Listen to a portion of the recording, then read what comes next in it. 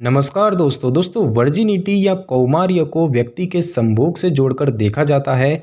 माना जाता है कि जिस व्यक्ति ने पहले कभी भी सेक्स नहीं किया है वो वर्जिन है। और इस विषय को लेकर लोगों में कई तरह की बातें प्रचलित हैं। सांस्कृतिक और धार्मिक रूप से देखा जाए तो कौमार्य को अविवाहिता महिला की निजी पवित्रता के लिए आवश्यक माना जाता है। लेकिन किसी के साथ सेक्स करना और वर्जिनिटी को खोना ये दो अलग अलग बातें हैं, जिस पर विशेषज्ञ कई तर्क रखते हैं। कई लोगों का मानना है कि महिला के साथ योनि सेक्स करने से वर्जिनिटी खो जाती है, जबकि कई बार योनि सेक्स न करके भी कई अन्य यौन गतिविधि जैसे कि ओरल सेक्स या एनल सेक्स करने से भी वर्जिनिटी खो जाती है। एक महिला में वर्जिनिटी पूरी तरह से हाइमन के सही होने या न होने पर निर्भर करती है। विशेषज्ञों का कहना है कि वर्जिनिटी को हाइमन से जोड़कर देखना बेहद ही गलत है, क्योंकि इसके खोने की कई अन्य वजह भी होती है। तो दोस्तों सबसे पहले तो हम यही जानेंगे कि हाइमन झिल्ली क्या होती है। दोस्तों हाइमन योनि मुख के पास टिश्यूज से बनी एक पतली झिल्ली होती है। और हाइमन के बारे में लोग मानते हैं कि योनि जब तक पूरी तरह से नहीं खुलती तब तक हाइमन सुरक्षित रहती है। वही योनि के खुलते ही हाइमन झिल्ली टूट जाती है। वैसे देखा जाए तो हाइमन में प्राकृतिक रूप से इतना बड़ा छिद्र होता है जिससे माहवारी के दौरान आपको कोई परेशानी नहीं होती है। इसके अलावा आप टेम्पोन भी आसानी से इस्तेमाल कर सकती है। कुछ महिलाएं जन्म से ही बहुत ही छोटे हाइमन टिश्यूज़ के साथ पैदा होती है, जिसे पहली नज़र में देखने पर यह लगता है कि उनकी योनि में हाइमन की झिल्ली मौजूद नहीं है। जबकि कुछ दुर्लभ मामलों में हाइमन की झिल्ली महिलाओं की योनि को पूरी तरह से आवरण में लिए होती है, और इन मामलों में डॉक्टरों की मदद से इसके अतिरिक्त टिश्यूज़ को हटा दिया जाता है। सामान्यतः पहली बार सेक्स करने के दौरान हाइमन की झिल्ली पर दबाव और खिंचाव पड़ता है, जिससे कि हाइमन के टूटने पर योनि में दर्द के साथ ही खून भी निकलता है। लेकिन ऐसा हर महिला के साथ हो ये जरूरी नहीं है। हाइमन की झिल्ली के टूटने के कई अन्य कारण भी हो सकते हैं। साइकिल चलाने, दौड़ने और घुड़सवारी से भी कई बार हाइमन की झिल्ली टूट जाती है। एक बार महिलाओं की हाइमन की झिल्ली टूट जाए तो ये प्राकृतिक रूप से दोबारा विकसित नहीं हो पाती है। और अब हम दोस्तों जानेंगे कि वर्जिनिटी टेस्ट कैसे होता है। तो दोस्तों वर्जिनिटी या कौमार्य को जांचने के लिए जो परीक्षण किया जाता है उसमें हाइमन यानी कि योनि द्वार की झिल्ली की मौजूदा स्थिति को ही जांचा जाता है। इस परीक्षण में ये माना जाता है कि हाइमन संभोग के बाद ही टूट या फट सकती है। और इस टेस्ट को 2 उंगलियों का परीक्षण भी कहा जाता है, यानी कि 2 फिंगर्स टेस्ट। बताया जाता है कि इस तरह के टेस्ट को करने की प्रक्रिया की खोज सन 1898 में की गई थी।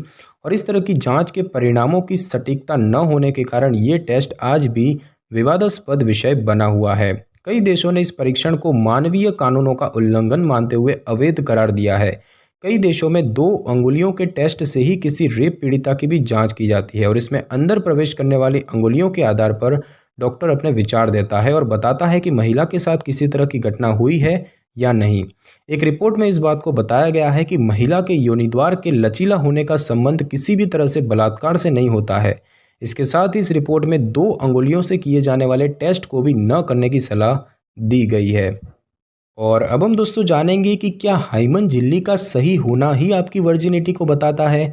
तो दोस्तों इस विषय पर लंबे समय से बहस चल रही है, जबकि साइंस और चिकित्सा जगत इस बारे में अपने अलग ही तर्क समाज के सामने प्रस्तुत करते हैं।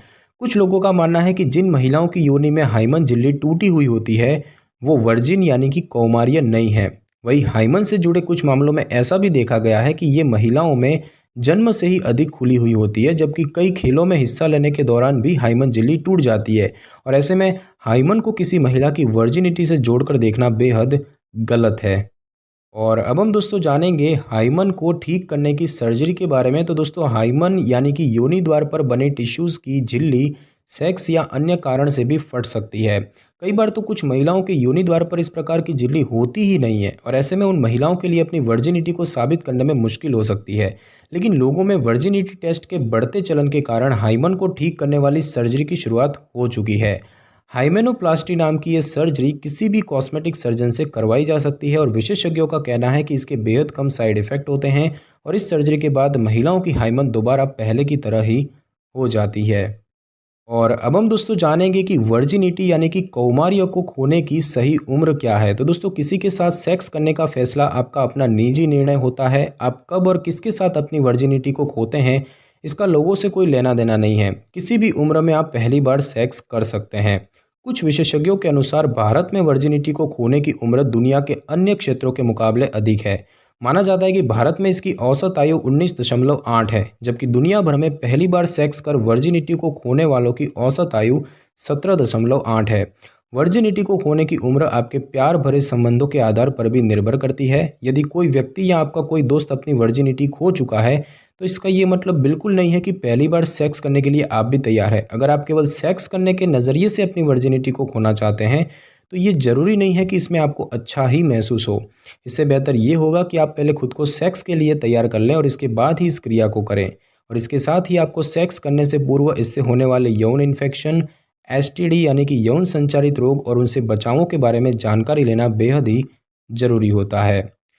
तो दोस्तों आज की इस वीडियो में बस इतना ही। अगर आपको मेरी ये वीडियो और जानकारी अच्छी लगी हो तो वीडियो को लाइक और शेयर कर दीजिए और कमेंट करना बिल्कुल भी ना भूलें। और अगर आप हमारी चैनल पर नए हैं तो चैनल को कर लें सब्सक्राइब और बेल आइकन के बटन को ज़रूर क्लिक कर लें ताकि मेरी नई वीडियो की नोटिफिकेशन सबसे पहले आपको मिल सके। Thanks for your time.